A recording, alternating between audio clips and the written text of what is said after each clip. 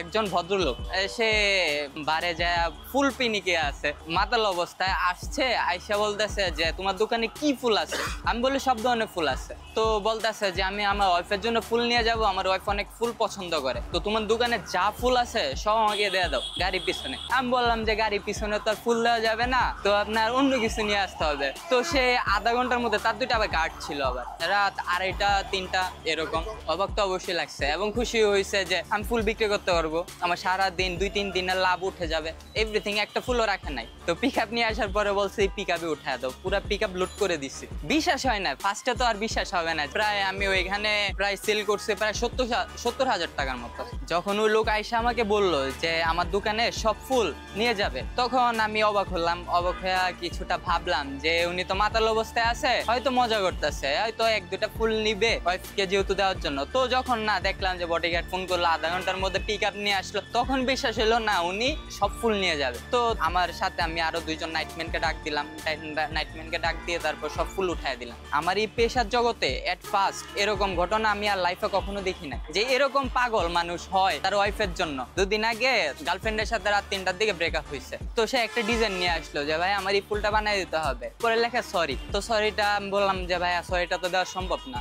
না ভাই আমার দিতেই হবে যেভাবে হোক। তো তারে আমি যেভাবে হোক ম্যানেজ করে দিলাম। দেওয়ার পরে তার মানে আমি তার ফোন দিয়ে ছবি তুলছিলাম, তো বলছে যে ভাইয়া ছবিটা আমাকে দিয়েন একটু। সে রাত্রে যখন ছবিটা আমাকে দেয় তখন বলছে যে ভাইয়া তো রাজি হয় নাই। দেন পরের দিন আবার আসছে, সে ওই ফুলটা তো সাথে করে নিয়ে আসছে।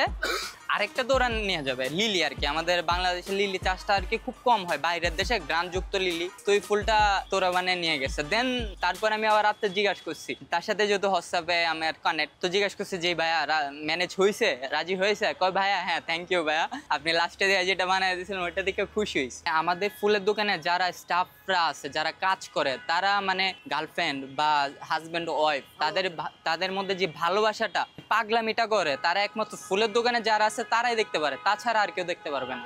যদি ফুল কিনতে আসে, আস্তে আস্তে একটা দোকান দেখবে, চিন্তা ভাবনা করবে, ওর মোটিভ দেখে আমরা বুঝতে পারি, যেহেতু অভিজ্ঞ অনেক বছর যাবত আসি। কিন্তু এরকম হয়েছে যে তার একটা মেয়েকে ভালো লাগছে, এখন সে তাকে ফুল দেবে, প্রপোজ করবে। আর কিভাবে প্রপোজ করবে, বাসার নাম্বার টাম্বার এভরিথিং সবকিছুই আছে মেয়ে। তো সে একটা ফুল কিনলো, বক্সের মধ্যে ভরলো, ওই বক্সটা র্যাপিং করলো। র্যাপিং করার পরে তার একটা ফ্রেন্ডের মাধ্যমে তার ফ্রেন্ডের নাম্বারটা দিছে যে কল করে বলবে আপনার একটা পার্সেল আছে। তো ইউনিক ভাবে সে আর কি প্রপোজ করছে। এটার মধ্যে একটা চিরকুট লেখা ছিল, চিরকুটের মধ্যে আর কি তার মনের ভাব প্রকাশ করছে। এটা হচ্ছে আমাদের ফুলের দোকান। আমাদের ফুলের দোকানের কোনো শাটার নেই, সারা রাত 24 ঘন্টায় খোলা। এই ফুলের দোকানের নাম হচ্ছে ফুলবাহার পুষ্পকেন্দ্র।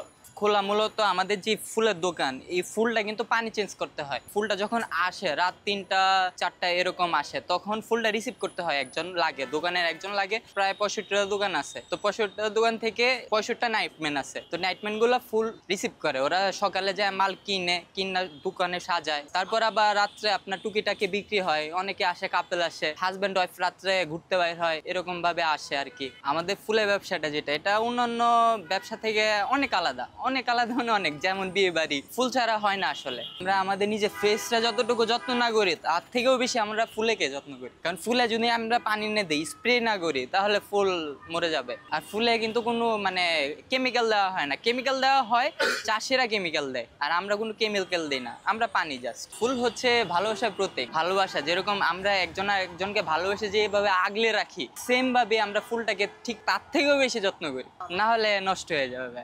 মানুষের উপকার হয় যে রাত্রে আসে ফুল কিনতে পারে। ধরেন অনেকে জানে যে শাহবাগে সারা রাত ফুলের দোকান খোলা, তারা আসে। যারা দিনে বাইরে হইতে পছন্দ করে না, তারা রাত্রে আসে, রাত্রে এসে ফুল কিনে, এই কিছুটা সময় কাটায় শাহবাগে আইসা।